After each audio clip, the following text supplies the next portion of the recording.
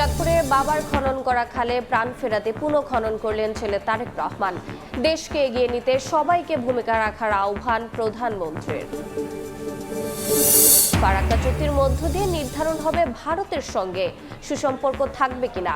দেশের স্বার্থ রক্ষা করে নবায়ন চায় সরকার, ব্যারাজে ক্ষতিগ্রস্ত দুই দেশেরই মানুষ। গণভোটের রায় বাস্তবায়নের দাবিতে রাজশাহীতে ১১ দলীয় ঐক্যের বিভাগীয় সমাবেশ। জনদুর্ভোগ লাঘব ও পদ্মার পানির ন্যায্য হিস্সা দাবি নেতাকর্মীদের। হাম উপসর্গ নিয়ে জেলার হাসপাতালে গেলেই গণহারে রেফার করা হচ্ছে ঢাকায়। চিকিৎসা ও শয্যা সংকটে দিশেহারা অভিভাবক, ঝুঁকি বাড়ায় চিকিৎসকদের উদ্বেগ। এবং জাহাঙ্গীরনগর বিশ্ববিদ্যালয়ের শিক্ষার্থী ধর্ষণ চেষ্টার ঘটনায় ব্যর্থতার দায়ে প্রক্টর অফিসে তালা। ৪৮ ঘন্টার আলটিমেটামে অভিযুক্ত আটক না হওয়ায় ক্যাম্পাসে বিক্ষোভ।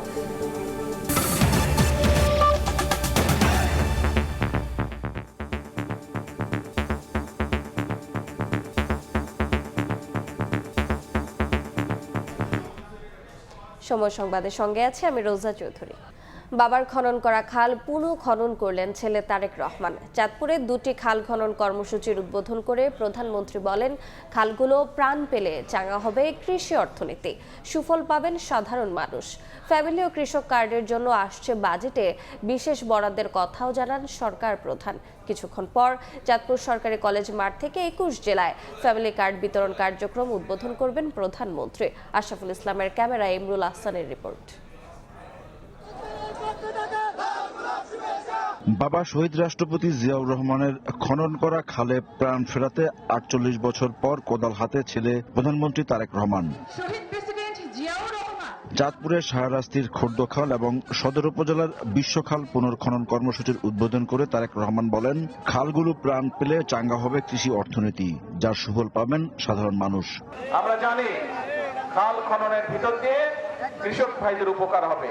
কৃষক ভাইদের উপকার হলে কৃষকরা ধীরে ধীরে স্বাবলম্বী হবে এবং কৃষকরা স্বাবলম্বী হলে এই দেশের অর্থনীতি ধীরে ধীরে মজবুত হবে। এই দেশের অর্থনীতি মজবুত হলে এই দেশের মানুষের অর্থনীতি মজবুত হবে। কারিগরি শিক্ষায় গুরুত্ব আরোপ করে প্রধানমন্ত্রী বলেন, কর্মসংস্থান বাড়ানোর পরিকল্পনা করছে সরকার। ফ্যামিলি কার্ড ও কৃষক কার্ডের জন্য আসছে বাজেটে বিশেষ বরাদ্দের কথা জানান সরকার প্রধান। বর্তমানে যে বাজেট চলছে এটি তো বিএনপি সরকারের বাজেট না, এটি বিএনপি সরকারের আগে যে অন্তর্বর্তীকালীন সরকার ছিল তাদের করে যাওয়া বাজেট এবং সেই বাজেটের মধ্যে ফ্যামিলি কার্ডের কোনো টাকা দেওয়া ছিল না। সেই বাজেটের মধ্যে কৃষক কার্ডের জন্য কোনো টাকা দেওয়া ছিল না। সেই জন্য ইনশাল্লাহ এবার আপনাদের সরকারের বিএনপি সরকার বাজেট তৈরি করছে এবং সেই বাজেটের মধ্যে ফ্যামিলি কার্ডের জন্য বরাদ্দ রাখা হবে, সেই কার্ডে কৃষক কার্ডের জন্য বরাদ্দ রাখা হবে কৃষক ভাইদের জন্য। বিএনপি সরকারের পরিকল্পনা শুধু কথার ফুলঝুরি নয় উল্লেখ করে প্রধানমন্ত্রী বলেন, দেশকে এগিয়ে নেওয়াই সরকারের একমাত্র লক্ষ্য। আসুন আমরা সকলে প্রতিজ্ঞা গ্রহণ করি। কি প্রতিজ্ঞা? প্রতিজ্ঞা একটাই, এই দেশকে সামনে এগিয়ে নিয়ে যেতে হবে। কি প্রতিজ্ঞা? প্রতিজ্ঞা একটাই, দেশের মানুষের ভাগ্যের পরিবর্তন করতে হবে। বিএনপি যে সকল প্রতিশ্রুতি জনগণকে দেয়, দেশের মানুষের সামনে দেয়, বিএনপি দেশ পরিচালনা করার সময় আস্তে আস্তে সবগুলো প্রতিশ্রুতি তারা বাস্তবায়নের চেষ্টা করে।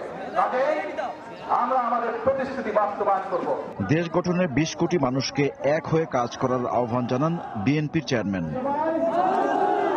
ইমরুল আহসান, সময় সংবাদ, চাঁদপুর। বিএনপি ওয়াদা দিলে সরকার গঠন করে পূরণ করে বলে জানিয়েছেন প্রধানমন্ত্রী তারেক রহমান। দুপুরে কুমিল্লার বড়ুয়ায় পথসভায় দেশ গঠনে সবাইকে নিজ জায়গা থেকে কাজ করার আহ্বান জানান সরকার প্রধান। আশরাফুল ইসলামের ক্যামেরায় ইমরুল আহসানের আরেকটি রিপোর্ট।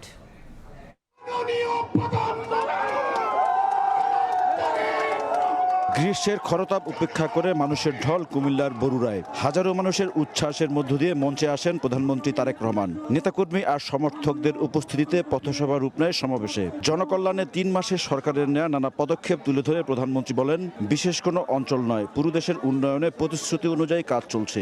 বলেন, কুমিল্লা বিভাগ করার দাবি জনদাবি হলে বাস্তবায়ন করা হবে। দেশের মানুষকে বলেছিলাম যে ইমাম সাহেব সহ যারা আছে তাদেরকে আমরা সম্মানের ব্যবস্থা করবো। শুরু হয়েছে, কারণ আপনারাই বললেন সকল এরকম আরো কিছু কথা বলছিলাম। তার মানেটা দাঁড়ালো কে? তার মানেটা দাঁড়ালো বিএনপি জনগণের কাছে যেই ওয়াদা দেয়, বিএনপি সরকার পরিচালনার দায়িত্বে থাকলে সেই ওয়াদা বিএনপি পূরণ করে। জনগণ হানাদার বাহিনীর মতো ফ্যাসিবাদী শক্তিকে পরাজিত করেছে উল্লেখ করে প্রধানমন্ত্রী বলেন, সেই অপশক্তির কারণে দেশ কাঙ্ক্ষিত জায়গায় পৌঁছায়নি। বিগত 17 বছর যে স্বৈরাচার ছিল, এই স্বৈরাচার যেমন দেশের মানুষের উপরে অত্যাচার করেছে, নির্যাতন করেছে, গুম করেছে, খুন করেছে, মানুষকে গুলি করে হত্যা করেছে, মানুষকে গুলি করে জখম করেছে, একই সাথে এই দেশের মানুষের অর্থ সম্পদ তারা বিদেশে লুটপাট করে পাচার করেছে। সেই জন্য এই মুহূর্তে দেশের অর্থনৈতিক অবস্থা চাপের মুখে আছে। সেজন্যই আমাদেরকে কষ্ট করতে হবে, আমাদেরকে পরিশ্রম করতে হবে এবং সেজন্যই আমাদেরকে ধৈর্য ধরতে হবে। এবার দেশ পুনর্গঠনের পালা উল্লেখ করে এ কাজে জনগণের সহায়তা চান সরকার প্রধান। জনগণ হচ্ছে এই দেশের মালিক, প্রিয় ভাই বোনেরা। সেজন্যই মালিক যখন নিজে দায়িত্ব নিয়ে তার দেশের দেখভাল করে, তখনই দেশ সামনের দিকে এগিয়ে যায়। কুমিল্লায় বিশ্ববিদ্যালয় করার প্রতিশ্রুতিও দেন প্রধানমন্ত্রী তারেক রহমান। একটি রাজনৈতিক দলকে ভোটের পর প্রথম কুমিল্লা সফর প্রধানমন্ত্রী তারেক রহমানের। নির্বাচনী প্রতিশ্রুতি বাস্তবায়নে নিজের অঙ্গীকার পুনর্ব্যক্ত করলেন তিনি। কর্মসূচি বাস্তবায়নে সাধারণ মানুষের সমর্থনও চাইলেন তারেক রহমান। বললেন, সবার সহযোগিতায় কাঙ্ক্ষিত বাংলাদেশ উপহার দিতে চায় তার সরকার। ইমরুল হাসান, সময় সংবাদ, বরুড়া, কুমিল্লা। দেশের পানির সমস্যার সমাধানে প্রধানমন্ত্রীর খাল খনন কর্মসূচি ও পদ্মা ব্যারেজ নির্মাণকে যুগান্তকারী পদক্ষেপ বলছেন বিএনপি নেতারা। দলটির মহাসচিব বলেছেন, দেশের স্বার্থ রক্ষা করেই সরকার ফারাক্কা চুক্তি নবায়ন করতে চায়। এই চুক্তির মধ্য দিয়ে নির্ধারণ হবে ভারতের সঙ্গে সুসম্পর্ক থাকবে কিনা। দুদেশের সাম্প্রদায়িক সমস্যাও দূর করার তাগিদ নেতাদের।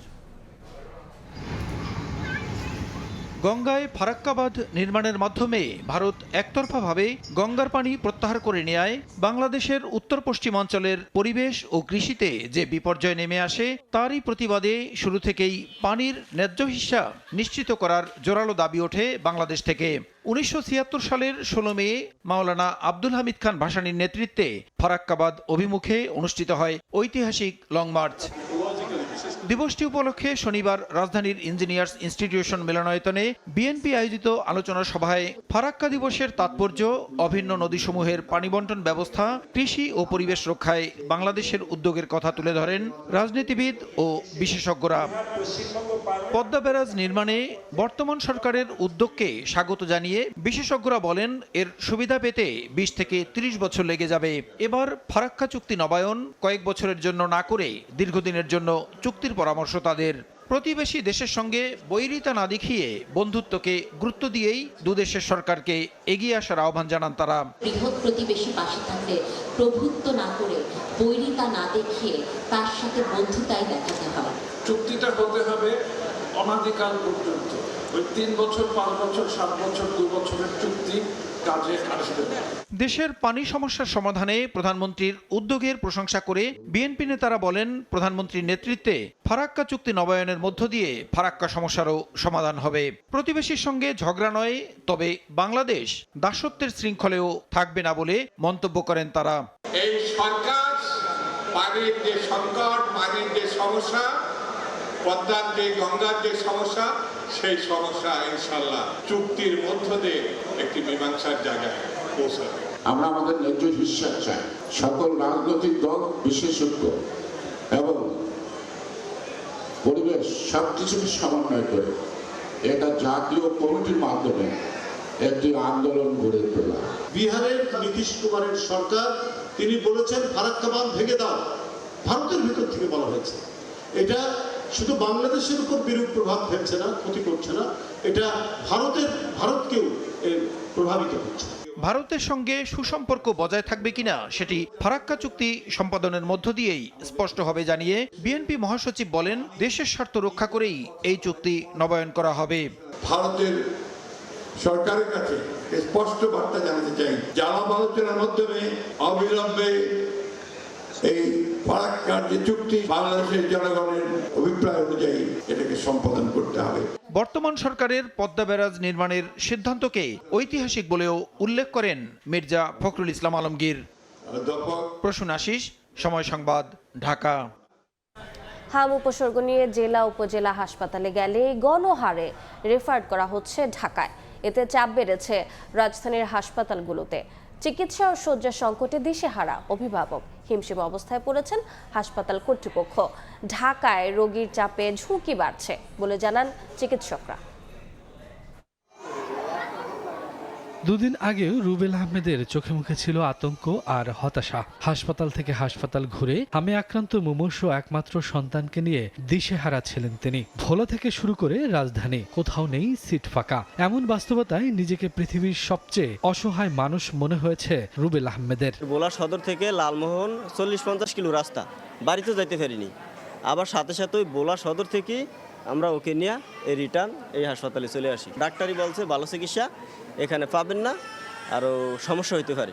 বরিশাল থেকে আসা কবির মিয়া অসুস্থ সন্তান নিয়ে 5 হাসপাতাল ঘুরেছেন 20 দিন। চাঁদপুরের শিউলি আর নোয়াখালীর হালিমাও জেলা হাসপাতালে চিকিৎসা না পেয়ে এসছেন ঢাকায়। হাসপাতালের বেশিরভাগ রোগী মফস্বলের। রোগীর স্বজনদের অভিযোগ, বেশিরভাগ জেলা ও উপজেলা হাসপাতাল থেকে ঢাকায় পাঠিয়ে দেওয়া হচ্ছে রোগীদের। মাউতাল নিচে আর মাউতালে বলতেছে আর আমাদের এখানে সিট খালি নেই, আপনারা ইয়াত নিয়ে যান, এই হসপিটালে পাঠাইছে। আর এমার্জেন্সিটা রোগী আসলে যে কেয়ার করার কথা বা বাচ্চারা যদি মারাও যায় তাদের হসপিটাল কর্তৃপক্ষের কিছু আসা যায় না। আমরা তো আর বুঝি না, আমরা তো আর ডাক্তার না। একটু সমস্যা দেখলে আমরা দৌড়ায় যাই, ওনারা দেখা ওরকম ভাবে দেখেও না। এই রুগীটা অক্সিজেনের রুগী, আপনারা হেনতে হেন ফাটান তো একটা রুগী পথেই মারা যাবে।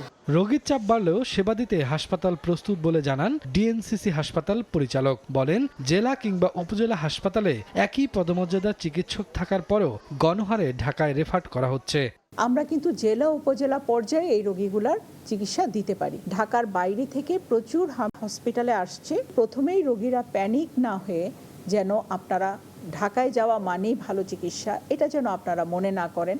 তাই হাম নিয়ন্ত্রণে মফস্বল শহরের হাসপাতালগুলোতে চিকিৎসা সেবা নিশ্চিতের দাবি সবার।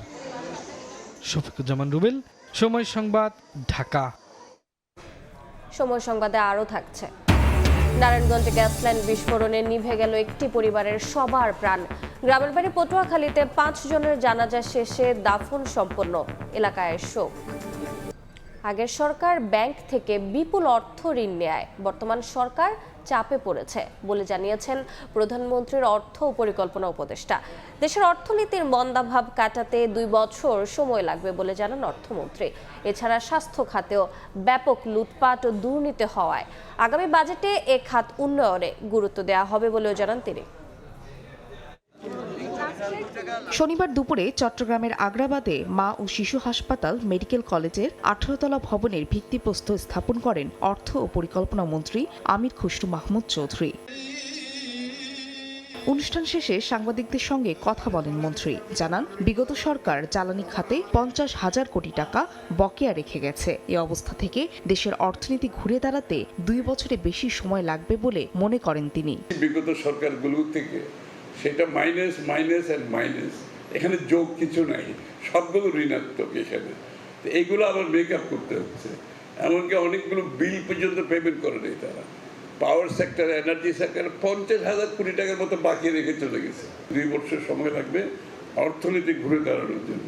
স্বাস্থ্য খাত নিয়ে মন্ত্রী জানান, অতীতে এই খাতে ব্যাপক লুটপাট ও দুর্নীতি হয়েছে। তবে আগামী বাজেটে স্বাস্থ্য খাতকে গুরুত্ব দিতে চায় বিএনপি সরকার।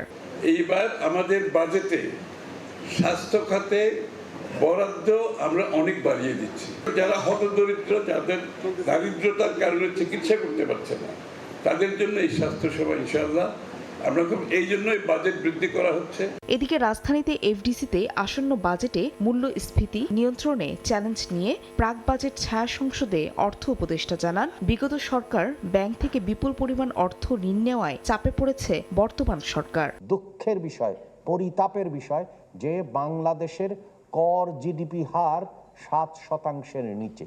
একজন মানুষ হিসাবে, একটা দেশ হিসাবে সম্মানের সাথে অগ্রযাত্রার জন্য এটা একটা বড় রকমের প্রতিবন্ধক।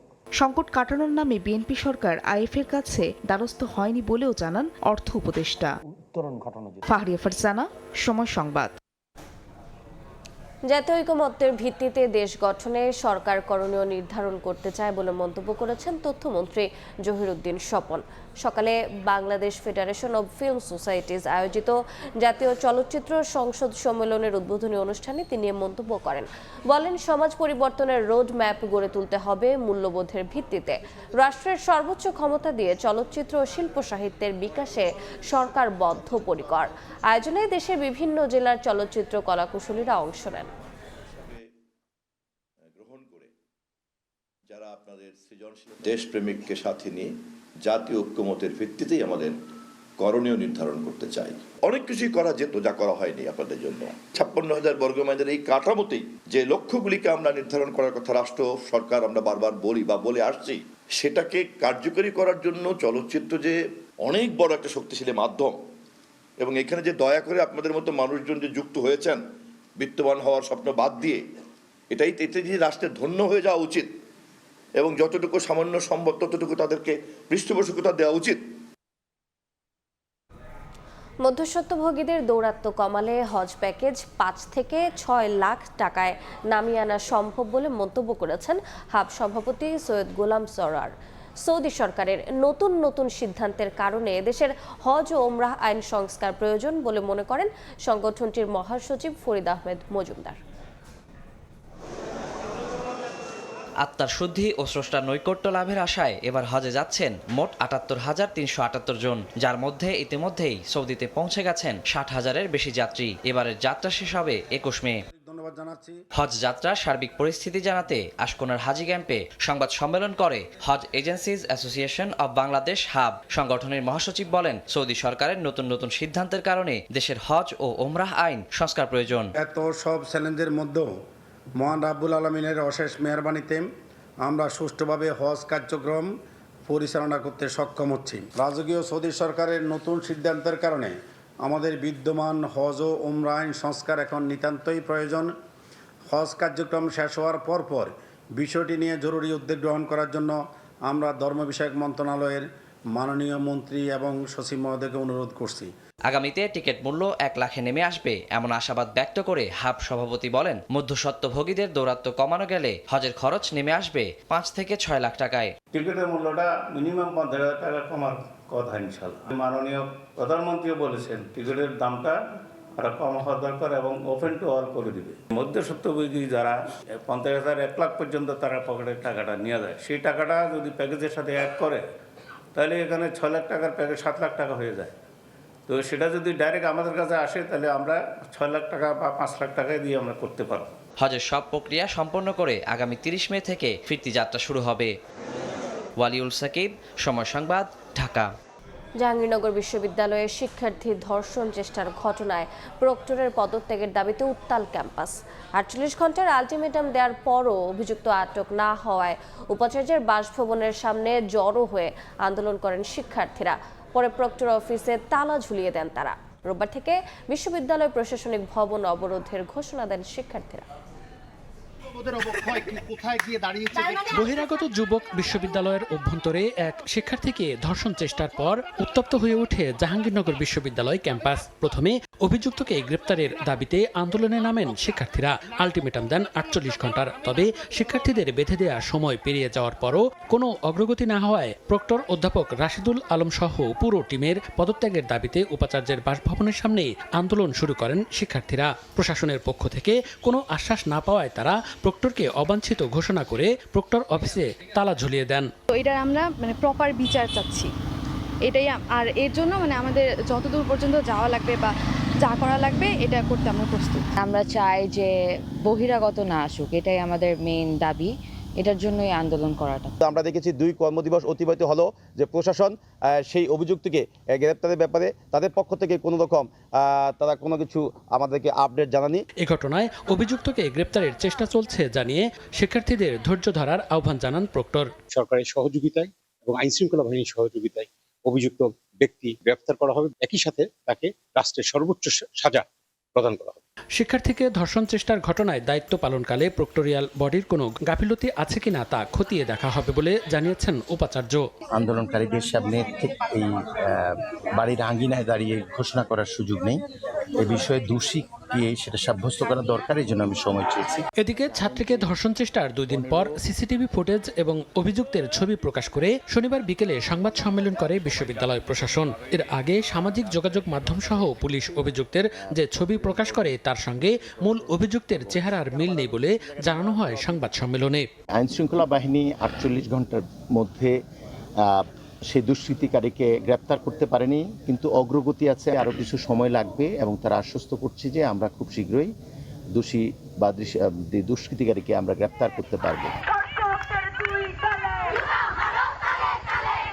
গত 12 এপ্রিল রাতে বেগম ফজিলাতুন্নেসা হল সংলগ্ন এলাকায় বহিরাগত এক যুবক বিশ্ববিদ্যালয়ের এক শিক্ষার্থীকে ধর্ষণের চেষ্টা চালায়। এই ঘটনার পর ক্যাম্পাসের নিরাপত্তা নিয়ে দেখা দেয় প্রশ্ন। সময় সংবাদ, সাভার। দেশের টেলিকম খাত থেকে জিডিপিতে 15% যোগান নিশ্চিত করতে চায় বলে জানিয়েছেন প্রধানমন্ত্রীর উপদেষ্টা। এজন্য দেশের টেলিকম খাত ও গ্রাহক সেবার মান উন্নয়নে ডিজিটাল ইকোনমি রোড ম্যাপের দাবি জানান সেবাদাতারা। আর বিটিআরসির চেয়ারম্যান বলছেন, স্পেকট্রামের দাম কত কমালে জনগণ কতটা স্বস্তি পাবে সেই তথ্য উপাত্ত না থাকায় কোনো পদক্ষেপ নিতে পারছে না সংস্থাটি। হাতে হাতে মোবাইল, দেশ বিদেশে মুহূর্তে যোগাযোগের জন্য রয়েছে ইন্টারনেট সংযোগ। তবে এখনও দেশের টেলিকম খাত ও গ্রাহক সেবার মান উন্নয়নে ডিজিটাল ইকোনমি রোডম্যাপ না থাকায় বিনিয়োগ পরিকল্পনা সাজাতে সমস্যায় পড়তে হচ্ছে বলে জানান মোবাইল অপারেটররা। সকালে রাজধানীর একটি হোটেলে টেলিকম খাতের ভবিষ্যৎ নিয়ে নতুন সরকারের ভাবনা শীর্ষক সেমিনারে এ খাতে বিদেশি বিনিয়োগ আকর্ষণে এআই নির্ভর ডেটা সেন্টার গড়ে তোলার তাগিদ দেয় অ্যামটব। ডেটা সেন্টারগুলোকে যদি আমরা এরকম বিশেষায়িত সেবার গুরুত্বপূর্ণ স্থাপনা যদি ডিক্লেয়ার করে যদি আমরা এটা সাপ্লাইটাকে যদি গ্যারান্টিড রাখতে পারি, তাহলে কিন্তু আমাদের ফেইলিওরটা কম হবে, কাভারেজটা থাকবে এবং যে কোনো ধরনের ক্রাইসিসে আমরা আমাদের এই ইন্টারনেট বলেন, আমাদের ভয়েস কল বলেন, এটাকে আমরা চালিয়ে যেতে পারবো। এ সময় সঠিক তথ্য উপাত্ত না থাকায় স্পেকট্রামের দাম কমিয়ে সহজে জনগণকে স্বস্তি দেওয়া সম্ভব হচ্ছে না বলে জানান বিটিআরসির চেয়ারম্যান। সরকার কানেক্টিভিটি নিয়ে সরকারের ভিশনটা কি তার কিছুটা আমরা দেখেছি, ম্যানিফেস্টোতে আছে।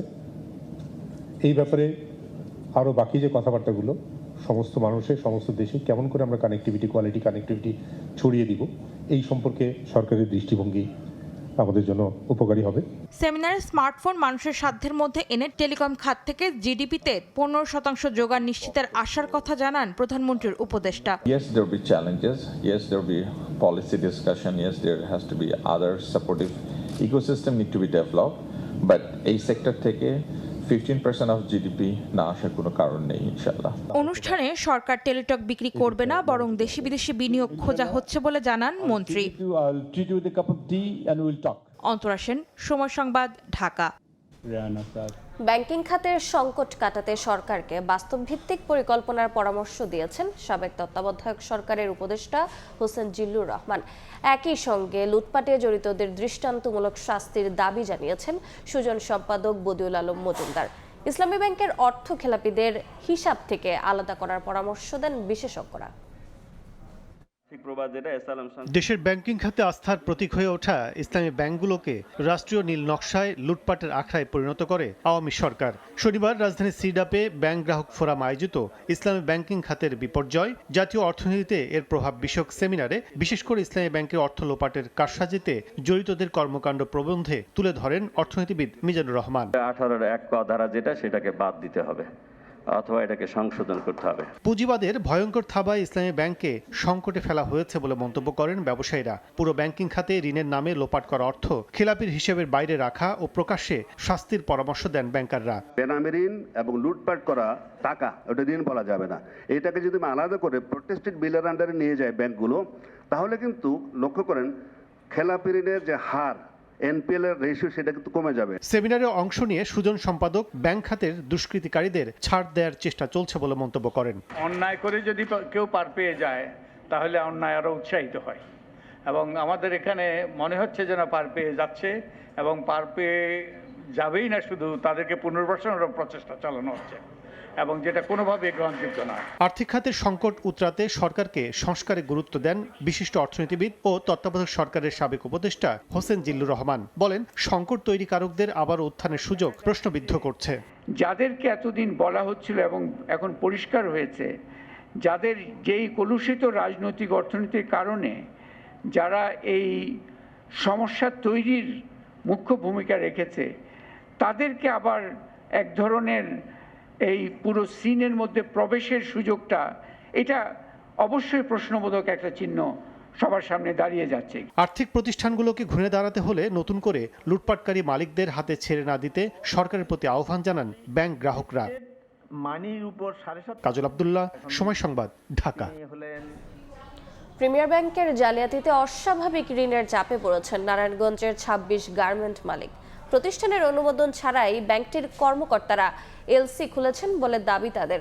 এ ঘটনার সুষ্ঠু তদন্তের দাবিতে শনিবার সকালে রাজধানীর পল্টনে সংবাদ সম্মেলন করেছেন তারা। প্রিমিয়ার ব্যাংক পিএলসির নারায়ণগঞ্জ শাখার বিরুদ্ধে ভুয়া সেলস কন্ট্রাক্ট ও ব্যাংক টু ব্যাংক এলসি খোলার মাধ্যমে অবৈধভাবে বিপুল অঙ্কের ঋণের দায় চাপিয়ে দেওয়ার অভিযোগ তুলেছে নারায়ণগঞ্জের ২৬টি রপ্তানিমুখী গার্মেন্টস। শনিবার সকালে রাজধানীর পুরানা পল্টনে ইকোনমিক রিপোর্টার্স ফোরাম ইআরএফ কার্যালয়ে সংবাদ সম্মেলন করে এসব প্রতিষ্ঠানের প্রতিনিধিরা অভিযোগ করেন ২০১৭ সাল থেকে ব্যাংকের কিছু অসাধু কর্মকর্তা ভুয়া আইডি ব্যবহার করে জাল সেলস কন্ট্রাক্ট তৈরি করে। এর বিপরীতে বিটুবি এলসি খুলে প্রতিষ্ঠানগুলোর নামে দায় সৃষ্টি করেন। ওনাদের নির্দিষ্ট কিছু ব্রোকার ছিল যারা এই পিআইগুলি কালেক্ট করে আনতো এবং আমাদেরকে ফোর্সলি সিগনেচার করাইতো কমার্শিয়ালের মাধ্যমে, যে তোমরা এটা সিগনেচার আনো, নাহলে তোমাদের এই বেতনের সময় এসে আমাদের আটকাইতো, ঈদের সময় আটকাইতো। তাদের দাবি, ব্যাংক কর্মকর্তারা প্রতিষ্ঠানের অনুমোদন ছাড়াই চলতি হিসাব, রপ্তানি নথিপত্র ও ফোর্স লোন ব্যবহার করে বৈদেশিক মুদ্রা লেনদেন করেন। এতে প্রতিষ্ঠানগুলোতে পড়ে অস্বাভাবিক ঋণের বোঝা। 2016-17 সালে বা 21 সালে 81 টাকা ওই সময় ডলার রেট ছিল, বাট ওরা আমাদের অ্যাকাউন্টে জমা দিত 70 থেকে 72 টাকা। আর বাকি যে ডিফারেন্স মানিটা ছিল, যেহেতু ডকুমেন্টস সেল হয়, এখানে কোনো গুডস আসে না, তো সেখানে 2 টাকা 2.5 টাকা একটা কমিশন আছে, সেটা বাদ যাবে। আর বাকি যে টাকাটা থাকে 7-8 টাকা বা 8-10 টাকা যেটা বাকি থাকে, এটা ব্যাংকের কর্মকর্তা তাদের পকেটে গেছে। প্রকৃত দেনা নিরূপণে নিরপেক্ষ ও উচ্চ পর্যায়ের তদন্তের দাবি জানান ব্যবসায়ীরা। অডিটে আসতো। সাইফুল ইসলাম, সময় সংবাদ, ঢাকা। নৌবাহিনী ও কোস্টগার্ডের নজরদারিতে চট্টগ্রামের জলসীমায় কমেছে দস্যুতা ও চুরি। গেল 5.5 মাসে কোনো অভিযোগ না থাকায় বিশ্ব সমুদ্র পরিবহন বাণিজ্যে চট্টগ্রাম বন্দরের ইমেজ ফিরেছে। সাখাওয়াত টিপুর ক্যামেরায় বিস্তারিত জানাচ্ছেন কমল দে।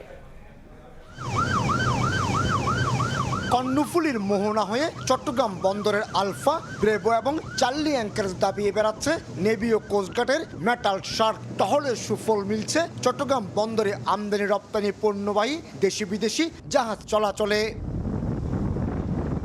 2024 সালে 13টি এবং সবশেষ 2025 সালে 4টি চুরি ও দস্যুতার ঘটনা রেকর্ড করা হয়। তবে এই প্রান্তিকে চট্টগ্রাম বন্দরের 62 নটিক্যাল মাইল পুরো এলাকা দস্যুতা মুক্ত ঘোষণা করেছে এশিয়ার সমুদ্রপথে দস্যুতা প্রতিরোধে সিঙ্গাপুর ভিত্তিক সংস্থা রিক্যাপ। কোস্টগার্ড বলছে গত 1.5 বছরে 1320টি অভিযানে 47টি মার্চেন্ট শিপিংয়ে দস্যুতার প্রতিরোধ করা হয়েছে। বাংলাদেশ কোস্টগার্ড এবং নেভি বহির্নোঙর এলাকাটা অত্যন্ত ভালোভাবে তারা নজরদারিতে রাখেন, যে কারণে আসলে যারা অপকর্ম করার চেষ্টা করেন তাদের এই সুবিধাটা নেই। কখন কোন জাহাজটা আসলে তার দিকে আমাদের যে দুষ্কৃতিকারীর বোটগুলো যেতে পারে, তো আমরা সেগুলোর তথ্য সংগ্রহ করি, মনিটর করি।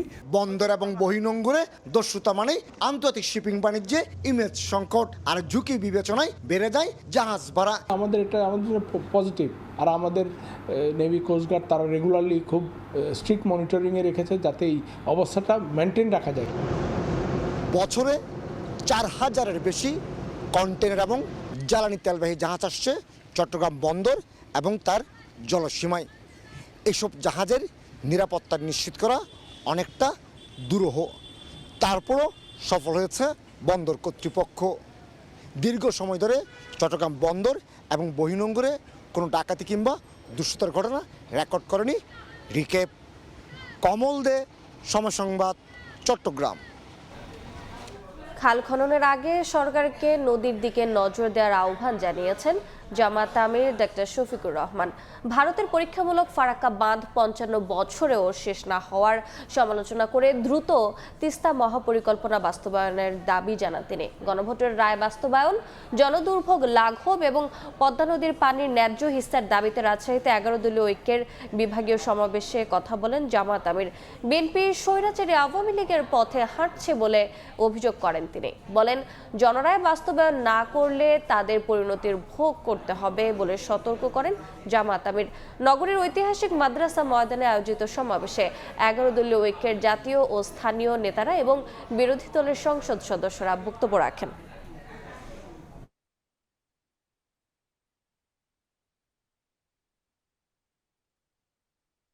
পদ্মার পানি আমাদের ন্যায্য পাওনা, তিস্তার পানি আমাদের ন্যায্য পাওনা।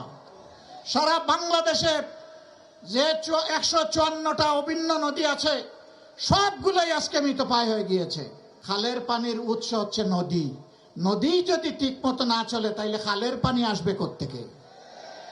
আগে নদীর দিকে নজর দেন, সাথে সাথে খালের দিকেও নজর দেন। আমরা স্পষ্টভাবে বলতে চাই, কারো রক্ত চক্কর দিকে না তাকিয়ে তিস্তা মহাপরিকল্পনা অবশ্যই বাস্তবায়ন করতে।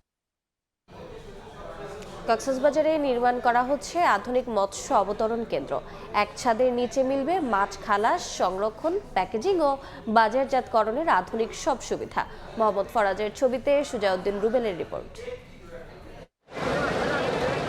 সংকট কাটাতে কক্সবাজারে নির্মাণ করা হচ্ছে আধুনিক মৎস্য অবতরণ কেন্দ্র। বর্তমানে চলছে ব্যাপক নির্মাণযজ্ঞ। প্রকল্পের কাজ শেষ হলে মাছ খালাসের সক্ষমতা বাড়বে অন্তত $50।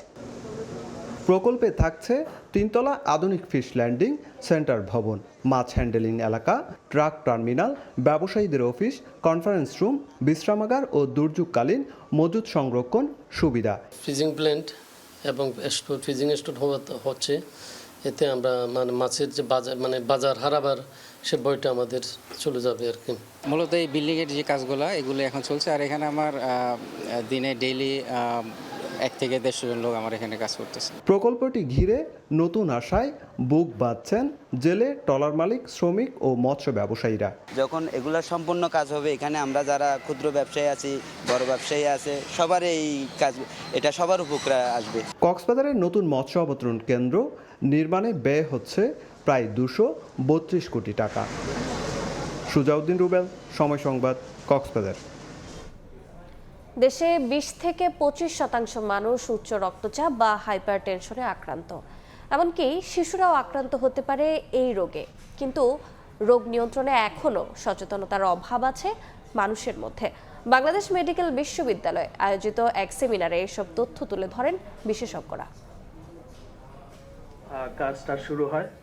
নীরব ঘাতক হিসেবে পরিচিত হাইপারটেনশন বা উচ্চ রক্তচাপ বাংলাদেশে উদ্বেগজনক হারে বাড়ছে এই রোগ। সাধারণ মানুষের ধারণা বাচ্চাদের আবার ব্লাড প্রেশার কিসের? 3 বছর বয়স থেকে বাচ্চাদের ব্লাড প্রেশার মাপতে হবে। উচ্চ রক্তচাপ নিয়ন্ত্রণে সচেতনতা বৃদ্ধি এবং প্রতিরোধে করণীয় তুলে ধরতে শনিবার বাংলাদেশ মেডিকেল বিশ্ববিদ্যালয়ে অনুষ্ঠিত হলো সেমিনার। এতে রোগটির নানা দিক তুলে ধরেন বিশেষজ্ঞরা। আলোচনায় উঠে আসে গ্রামীণ জনগোষ্ঠীতে হাইপারটেনশন, বিশ্ব স্বাস্থ্যনীতিতে উচ্চ রক্তচাপ নিয়ন্ত্রণ, দেশে এনসিডি কর্নারের ভূমিকা এবং ঔষধ বিতরণ ব্যবস্থাপনা। সাধারণ আপামর জনগণকে সচেতন করার সবচেয়ে ভালো উপায় হচ্ছে জনসচেতনতা সৃষ্টি করা। আমরা আসলে প্রচারণায় যেতে পারি। বিশেষজ্ঞরা বলেন, অনিয়ন্ত্রিত খাদ্যাভ্যাস, অতিরিক্ত লবণ গ্রহণ, মানসিক চাপ এবং শারীরিক পরিশ্রমের অভাব উচ্চ রক্তচাপের ঝুঁকি বাড়ায়। নিয়মিত স্বাস্থ্য পরীক্ষা ও স্বাস্থ্যকর জীবনযাপনের মাধ্যমে এটি নিয়ন্ত্রণে রাখা সম্ভব। জীবন যাপন পদ্ধতি যে এটার উপর নির্ভর করেই অনেক সময়ই এটাকে প্রভাবিত করে। আরও একটি কারণ আছে, যেটি হচ্ছে বায়োলজিক্যাল কজ। পৃথিবীতে 1.3 বিলিয়ন পিপল সাফার করে হাইপারটেনশনে, মানে একটা সিগনিফিক্যান্ট নাম্বার। বাংলাদেশে যে প্রেভেলেন্স স্টাডি আছে সেটা আমি যতদূর জানি 21%, উনি বলেছেন 23%। Of this group of known prevalent patients only 14% কন্ট্রোলে আছে। তাহলে আমাদের যে উপজেলা লেভেলগুলোতে এনসিডিতে মেডিসিন দেওয়া হচ্ছে তাদের কন্ট্রোল রেটটা definitely high, as you have said the 50-60%। তাহলে উপজেলা লেভেলগুলোতে কি প্রিভ্যালেন্স স্টাডি করার তো একটা সুযোগ আছে। সেমিনারে প্রশ্নোত্তর পর্বে অংশ নেন চিকিৎসক, গবেষক ও শিক্ষার্থীরা। পরে হাইপারটেনশন ইন বাংলাদেশ নামে একটি বইয়ের মোড়ক উন্মোচনের মাধ্যমে শেষ হয় সেমিনার। নূরে জান্নাত, সময় সংবাদ, ঢাকা। নারায়ণগঞ্জে গ্যাস লাইন বিস্ফোরণে একই পরিবারের নিহত 5 জনের জানাজা শেষে গ্রামের বাড়ি পটুয়াখালীতে দাফন সম্পন্ন হয়েছে। এমন মৃত্যু মেনে নিতে পারছে না কেউ। গ্রাম জুড়ে চলছে শোক। নারায়ণগঞ্জের ফতুল্লায় গ্যাস লাইন বিস্ফোরণে নিহত কালাম ও তার পরিবারের 4 সদস্যকে বহনকারী অ্যাম্বুলেন্স শনিবার ভোরে নিজ গ্রামের বাড়ি পটুয়াখালীর বাউফলে পৌঁছাতেই কান্নায় ভেঙে পড়েন স্বজনরা। আহাজারিতে ভারী হয়ে ওঠে পরিবেশ। পরে উত্তর কনকদিয়া সরকারি প্রাথমিক বিদ্যালয় মাঠে জানাজা শেষে পারিবারিক কবরস্থানে চিরনিদ্রায় শায়িত হন কালাম, তার স্ত্রী সাইমা বেগম, 2 মেয়ে মুন্নি ও কথা এবং একমাত্র ছেলে মুন্না। এলাকাবাসী খুবই মর্মাহত। ভবিষ্যতে এরকম দুর্ঘটনাগুলো থেকে আল্লাহ আমাদের সাহায্য করুন, আর আমাদের সতর্কতার জায়গা থেকেও আমরা যারা ব্যবহার করি তারাও যেন এ ব্যাপারে আরো সচেতন হয়। স্বজনরা জানান, দীর্ঘ 30 বছর ধরে নারায়ণগঞ্জের ফতুল্লায় সবজি বিক্রি করে গ্রামের বাড়িতে একটি পাকা ঘর তুলেছিলেন কালাম। ইচ্ছে ছিল স্ত্রী সন্তানদের নিয়ে নতুন ঘরে কোরবানির ঈদ উদযাপন করবেন, কিন্তু সেই আশা পূরণের আগেই নিভে গেল পুরো পরিবার। একটা পরিবারের মধ্যে 5 জন, কিন্তু একজনও থাকতে তো আর বুকটা বাতি যেমনি থাকতে। কাকার যে অবস্থায় আমরা কোনদিন ভাবতে পারিনি, কিন্তু এই ঈদের সময় এই বাড়িঘর করার জন্য ই করছিলে। 10 মে ভাড়া বাসায় গ্যাস লাইনের লিকেজ থেকে বিস্ফোরণে কালাম, তার স্ত্রী সাইমা, বড় মেয়ে মুন্নি, ছোট মেয়ে কথা ও ছেলে মুন্না গুরুতর দগ্ধ হন। পরে জাতীয় বার্ন ও প্লাস্টিক সার্জারি ইনস্টিটিউটে চিকিৎসাধীন অবস্থায় একে একে সবারই মৃত্যু হয়। সময় সংবাদ, পটুয়াখালী। ঝকঝকে স্টেশন, আধুনিক সেবা আর দ্রুত যাতায়াত সব মিলে রাজধানীবাসীর স্বস্তির নাম মেট্রো রেল। তবে স্টেশনের নিচের অংশ হকারদের দখলে, ছড়িয়ে ছিটিয়ে ময়লা আবর্জনা, ভোগান্তিতে অতিষ্ঠ যাত্রী। মেট্রো স্টেশনের নিচের অব্যবস্থাপনা নিয়ে খলিলুর রহমানের ছবিতে শাহিন আলমের রিপোর্ট।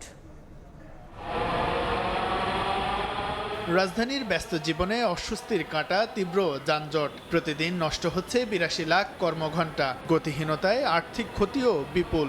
এই দুর্ভোগে 2022 সালে স্বস্তি হয়ে আসে মেট্রো রেল। উত্তরা থেকে মতিঝিল যেতে লাগছে মাত্র 35 মিনিট। 16টি মেট্রো স্টেশনের প্রতিটি ঝকঝকে ও আধুনিক, কিন্তু উল্টো চিত্র নিচের অংশে। গড়ে উঠেছে অস্থায়ী দোকানপাট, চারদিকে ছড়িয়ে ছিটিয়ে ময়লা আবর্জনা। হকারদের দৌরাত্মে স্টেশনে ওঠানামায় ভোগান্তিতে যাত্রীরা। অফিস সময়ে কঠিন হয়ে পড়ে স্বাভাবিক চলাচল। হকারদের যে আধিপত্য আপনার ফুটপাতের উপরে, মনে করেন যে 80% রাস্তা ওরাই দখল করে রাখে। ফুটপাতের কারণে আসলে অনেক ভিড় হয়ে যায়, যার কারণে আমাদের চলাফেরাতে সমস্যা হয়। এখানের পরিবেশটা একেবারে ফিল আপ করে ফেলে ওনারা, আমরা মানে দ্রুত সময়ে যাইতে পারি না, এখানে খুবই প্রবলেম হয়। সমস্যা তৈরির কথা স্বীকার করলেও বিকল্প ব্যবস্থা না হলে স্থান ছাড়া সম্ভব নয় বলছেন হকাররা। আমি যে এইটা করি, এটা কি আমার ইচ্ছাই করি, আমার পেটের কষ্টে করি, কিন্তু আমাদের পেটে মাটির নিচে তো কোনো মাটি নেই। যদি মনে করে ভোগান্তি তাহলে ভোগান্তি, আর যদি মনে করে না ভোগান্তি না তাহলে ভোগান্তি। আমরা কিন্তু বেশি জড়াই না, মানে অল্প কিছু নিয়ে আমরা করতেছি। স্টেশনের নিচের অব্যবস্থাপনা নিয়ে ক্যামেরার সামনে কথা বলতে রাজি নয় মেট্রো কর্তৃপক্ষ। টেলিফোনে নাম প্রকাশে অনিচ্ছুক এক কর্মকর্তা বলেন, নিচের অংশ দেখভালের দায়িত্ব সিটি কর্পোরেশনের। নিচের রাস্তাটা আসলে সিটি কর্পোরেশনের, সো নিচের রাস্তা, ফুটপাত, এইটার উপরে মেট্রো রেল অ্যাকচুয়ালি কোনো কিছু করতে পারে না। যোগাযোগ বিশেষজ্ঞের মতে, স্টেশনের ভেতরের মতো নিচের অংশ রক্ষণাবেক্ষণ না করলে ধীরে ধীরে যাত্রী কমে লোকসানের দিকে ধাবিত হতে পারে মেট্রো রেল। যারা এনফোর্স করবে তারাও যখন এটার একটা বেনিফিট পেয়ে যায়, এই তখন সিন্ডিকেটটা তৈরি হয়, তখন এনফোর্সমেন্ট আর হয় না, চোর পুলিশ খেলা হয়। এই অবস্থা, এটা একটা রেলের মতো প্রতিষ্ঠান হবে। প্রতিদিন গড়ে 4.5 লাখ মানুষ পরিবহন করে মেট্রো রেলে। মেট্রো স্টেশনের উপরটা ফিটফাট, তবে নিচটা সদরঘাট, এবং এখানে যারা যাত্রীরা রয়েছেন তাদের প্রত্যাশা উপরের ন্যায় নিচটাও হবে ঝকঝকে তকতকে। মিরপুর 10 স্টেশন থেকে শাহিন আলম, সময় সংবাদ, ঢাকা। সাবেক স্বাস্থ্য ও পরিবার কল্যাণ প্রতিমন্ত্রী মিজানুর রহমান সিনহা মারা গেছেন। শুক্রবার রাত 2টার দিকে সিঙ্গাপুরের একটি হাসপাতালে চিকিৎসাধীন অবস্থায় তিনি মৃত্যুবরণ করেন। মৃত্যুকালে তার বয়স হয়েছিল 83 বছর। মিজানুর রহমান সিনহা বিএনপির সাবেক কোষাধ্যক্ষ ও মুন্সিগঞ্জ জেলা বিএনপির আহ্বায়ক ছিলেন। মুন্সিগঞ্জ 2 আসন থেকে 1996 ও 2001 সালে সংসদ সদস্য নির্বাচিত হন তিনি। 2003 থেকে 2006 সাল পর্যন্ত স্বাস্থ্য ও পরিবার কল্যাণ প্রতিমন্ত্রী হিসেবে দায়িত্ব পালন করেন। একমি গ্রুপের ব্যবস্থাপনা পরিচালকও ছিলেন তিনি। মরদেহ দেশে আনার পর রোববার দুপুরে জাতীয় সংসদের দক্ষিণ প্লাজায় মিজানুর রহমান সিনহার জানাজা অনুষ্ঠিত হবে। দেশের বাইরের খবর, যুক্তরাষ্ট্রের ওপর কোনো আস্থা নেই ইরানের, এমন মন্তব্য করেছেন দেশটির পররাষ্ট্রমন্ত্রী আব্বাস আরাগচি। ইরান যদি পারমাণবিক কর্মসূচি 20 বছরের জন্য স্থগিত রাখে তবে তা যথেষ্ট হিসেবে বিবেচনা করা যেতে পারে বলে মন্তব্য করেছেন ট্রাম্প। একই সঙ্গে তিনি বলেছেন ইরানের প্রতি তার ধৈর্য শেষের পথে। যুক্তরাষ্ট্রের উপর ইরানের কোনো আস্থা নেই। ওয়াশিংটন চুক্তির বিষয়ে আন্তরিক হলেই কেবল আলোচনায় বসবে তেহরান। স্থানীয় সময় শুক্রবার নয়াদিল্লিতে সাংবাদিকদের একথা বলেন ইরানের পররাষ্ট্রমন্ত্রী আব্বাস আরাগচি। হরমুজ প্রণালী নিয়েও কড়া বার্তা দেন আরাগচি। বলেন, যেসব দেশ ইরানের সঙ্গে সরাসরি সংঘাতে নেই তারা এই গুরুত্বপূর্ণ জলপথ ব্যবহার করতে পারবে, তবে ইরানের নৌবাহিনীর সঙ্গে সমন্বয় করতে হবে। সামাজিক মাধ্যমে লেখেন, এই প্রণালীর নিরাপত্তা রক্ষায় ইরান তার ঐতিহাসিক দায়িত্ব পালন করে যাবে। অন্যদিকে মার্কিন প্রেসিডেন্ট ডোনাল্ড ট্রাম্প বলেন, ইরান যদি তাদের পারমাণবিক কর্মসূচি 20 বছরের জন্য স্থগিত রাখে তবে সেটি গ্রহণযোগ্য হতে পারে। এর আগে ইরানকে সম্পূর্ণভাবে ইউরেনিয়াম সমৃদ্ধকরণ বন্ধ করার আহ্বান জানিয়েছিলেন তিনি, যাতে পারমাণবিক অস্ত্র তৈরি করতে না পারে তেহরান। ইরান ইস্যুতে ধৈর্য কমে আসছে এবং আলোচনায় এখনও কোনো অগ্রগতি হয়নি বলেও জানান ট্রাম্প। তিনি দাবি করেন, দুই পক্ষের মূল অবস্থান এখনও অনেক দূরে। ইরান যুদ্ধবিরতির বিনিময়ে বিভিন্ন শর্ত দিয়েছে, যার মধ্যে রয়েছে শত্রুতা বন্ধ, নৌ অবরোধ প্রত্যাহার এবং সামরিক হামলা বন্ধের নিশ্চয়তা। অন্যদিকে যুক্তরাষ্ট্রও তার মিত্ররা পারমাণবিক সক্ষমতা সীমিত করার উপরই জোর দিচ্ছে। বরকতুল্লাহ, সময় সংবাদ। পশ্চিমবঙ্গের বহুল আলোচিত অভয়াকাণ্ডের ফাইল খুলে 3 পুলিশ কর্মকর্তাকে চাকরিচ্যুত করল শুভেন্দু প্রশাসন। তাদের সঙ্গে মমতার নির্দেশনা কিংবা তার সরকারের শীর্ষ মহলের কার যোগাযোগ ছিল সে বিষয়ে তদন্ত শুরু করেছে নতুন প্রশাসন। এদিকে দলের হেরে যাওয়া প্রার্থীদের নিয়ে জরুরি বৈঠক করেন সাবেক মুখ্যমন্ত্রী মমতা বন্দ্যোপাধ্যায়। বিস্তারিত জানাচ্ছেন সুব্রত আচার্য। নাড়িয়ে দিয়েছে গোটা পৃথিবীতে। মুখ্যমন্ত্রী হিসেবে শপথ নেয়ার পর দ্বিতীয়বারের মতো নিজের দপ্তরে সাংবাদিক সম্মেলন শুভেন্দু অধিকারীর। এতে বহুল আলোচিত আরজিকর কাণ্ডের সময় কলকাতার পুলিশ কমিশনার বিনীত গোয়েল, ডিসি সেন্ট্রাল ইন্দিরা মুখোপাধ্যায় এবং ডিসি নর্থ অভিষেক গুপ্তাকে চাকরিচ্যুত করার কথা জানান তিনি। শুধু তাই নয়, এই 3 পুলিশ কর্মকর্তার সঙ্গে তৎকালীন মুখ্যমন্ত্রী সহ অন্য কোনো মন্ত্রীর কথা হয়েছিল কিনা তাদের ফোন আলাপ, হোয়াটসঅ্যাপ চ্যাট এবং বার্তালাপ খতিয়ে দেখা হচ্ছে বলেও জানান মুখ্যমন্ত্রী শুভেন্দু অধিকারী। 3 জনকে আমরা আজকে সাসপেন্ড করলাম এবং